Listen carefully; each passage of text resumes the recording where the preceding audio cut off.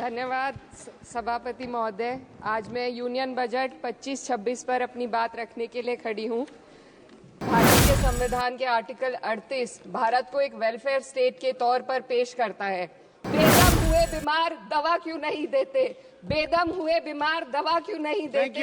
तुम अच्छे मसीहा हो, शिफा क्यों नहीं देते? मिट जाएगी मखलूक तो इंसाफ करोगे, मुंसिफ हो तो हश्र उठा क्यों नहीं देते? और सरकार की जिम्मेदारी है कि बजट और उससे जुड़ी वेलफेयर स्कीम्स के जरिए इन आर्टिकल्स को हकीकत में लाया जाए। इसलिए यूनियन बजट सिर्फ एक आंकड़ों की किताब नहीं, बल्कि सरकार की प्राथमिकता और वेलफेयर स्टेट के संविधान से जुड़ी वफादारी का आईना है। सरकार की जिम्मेदारी है कि इकोनॉमिक पॉलिसीज, जिनमें बजट भी शामिल है, ऐसी बनाए जाए जो गैर बराबरी को कम कर सके और सबसे ज्यादा गरीब वर्ग को सहारा दे। बजट वो लाइफलाइन है जिससे शिक्षा, स्वास्थ्य, पेयजल, social security, SC, ST, minority, गरीबों की भलाई के लिए स्कीमें चलाई जाती है। मगर ये बजट को देखकर महसूस होता है कि ये भविष्य के निर्माण से ज्यादा हेडलाइन बटोरने का एक दस्तावेज है। इससे सबसे ज्यादा प्रभावित होने वाली वही लोग पीछे छूट रहे हैं जिन्हें सरकार के सहारे की सबसे ज्यादा जरूरत थी। वो किसान जो बढ़ती लागत से परेशान हैं, वो नौजवान जो बेरोजगारी का सामना कर रहे हैं, और वो औरतें जो निजामती रुकावटों से जूझ रही हैं, और वो गरीब जो महंगाई के बोझ के तले दबे हुए हैं। This government is proudly marketing the income tax exemption of 12 lakhs. But the question is, how many Indians even earn that much to benefit from it? Only 2.2% of Indian population pays direct taxes, whereas no relief has been given in regards to indirect taxes, the burden of which falls on everyone, especially the poor and weaker section of the society. This clearly shows that this is not an inclusive budget. GST की ऊंची दरों ने आम आदमी की कमर तोड़ दी है। जरूरत इस बात की है कि खाद्य सामग्री, दवा, स्कूल की किताबें और जरूरत की चीजों पर टैक्स कम किया जाए। पेट्रोल, डीजल पर टैक्स कम करने की कोई कोशिश नहीं हुई, जिसका सीधा असर हर नागरिक पर पड़ता है। आर्टिकल 41 कहता है कि सरकार को ये कोशिश करनी चाहिए कि वो अपनी इकोनॉमिक हालात और रिसोर्सेज के हिसाब से लोगों को रोजगार दे। इस बजट ने बेरोजगारी दूर करने की दिशा में कोई ठोस उपाय नहीं दिया है। नई नौकरियों की बात तो छोड़िए, जो पहले से थी वो भी खत्म होती जा रही हैं। स्किल डेवलपमेंट प्रोग्राम के नाम पर करोड़ों खर्च किए जा रहे हैं, मगर सवाल ये है कि ट्रेनिंग लेने के बाद कितने नौजवानों को असल में नौकरी मिल रही है। सरकार के पास इसका भी कोई आंकड़ा नहीं है। सरकारी विभागों में लाखों पद खाली हैं, मगर भर्ती का कोई प्लान नहीं है। आर्टिकल 45, जिसके द्वारा सरकार की जिम्मेदारी है कि हर बच्चे को 6 साल की उम्र तक फ्री और जरूरी तालीम मिले ताकि उनका बुनियादी तालीमी डेवलपमेंट सही से हो सके, जिसको संसद ने शिक्षा का अधिकार अधिनियम बनाकर और भी मजबूती दी थी, परंतु इसकी जमीनी हालत क्या है वो किसी से छुपी नहीं है।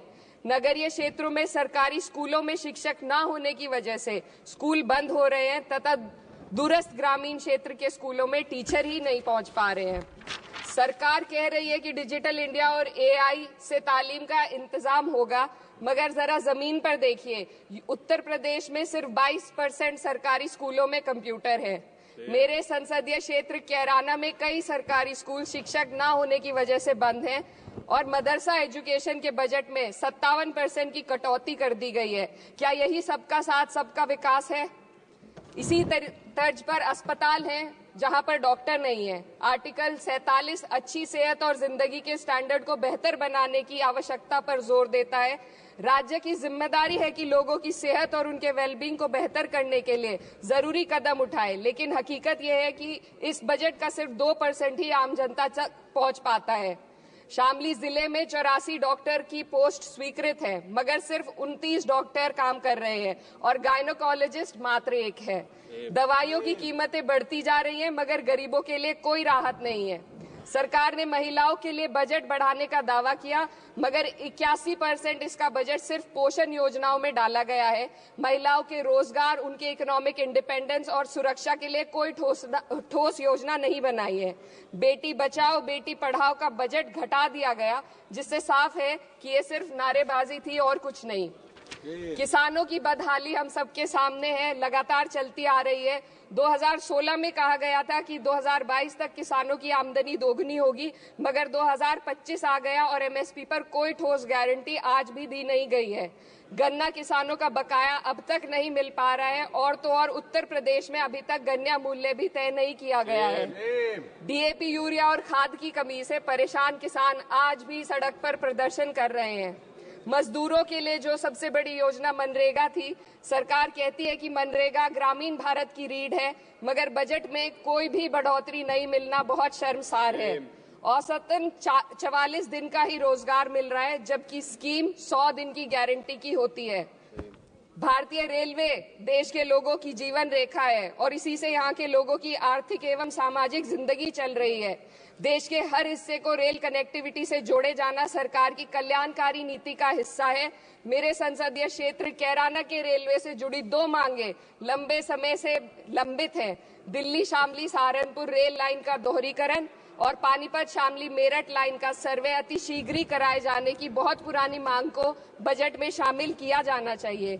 देश भर में बिजली की दरें बेहद असमान हैं। उत्तर प्रदेश में ये दरें बहुत ज्यादा हैं। देश भर में एक समान बिजली दरें लागू करने का प्रावधान किया जाए। रिवैम्प योजना में हर घर तक बिजली पहुंचाने के लिए एलटी लाइन बनाने का प्रावधान भी जोड़ा जाए। कृषि उपकरणों व खाद डीएपी को जीएसटी से मुक्त किया जाए।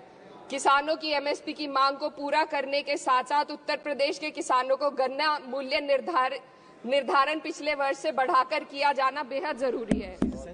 जनपद शामली व मुजफ्फरनगर को एनसीआर में तो शामिल किया गया है, परंतु वहां पर कोई विकास नहीं हुआ तथा उसको कोई भी लाभ नहीं मिला है। वहां के लोग सिर्फ प्रदूषण के बाध्यकारी नियमों से परेशान हैं, इसलिए दोनों जनपदों को एनसीआर की सीमा से बाहर किया जाना चाहिए।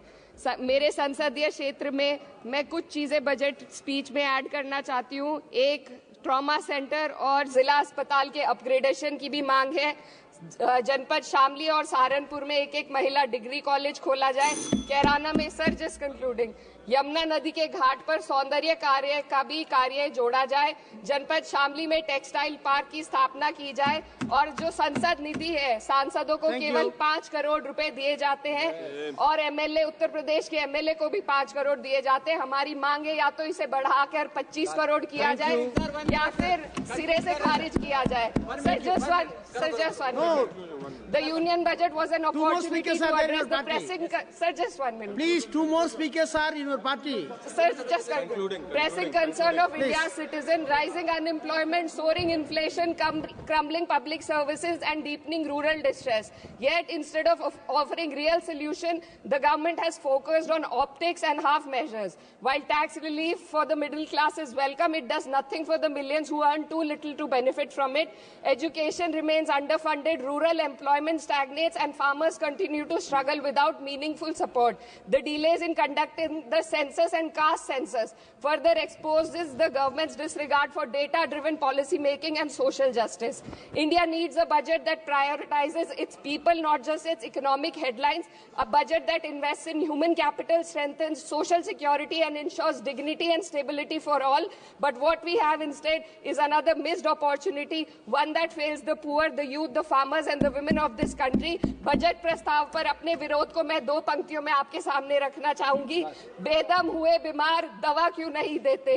बेदम हुए बीमार दवा क्यों नहीं देते? तुम अच्छे मसीहा हो, शिफा क्यों नहीं देते? मिट जाएगी मखलूक तो इंसाफ करोगे, मुंसिफ हो तो हश्र उठा क्यों नहीं देते?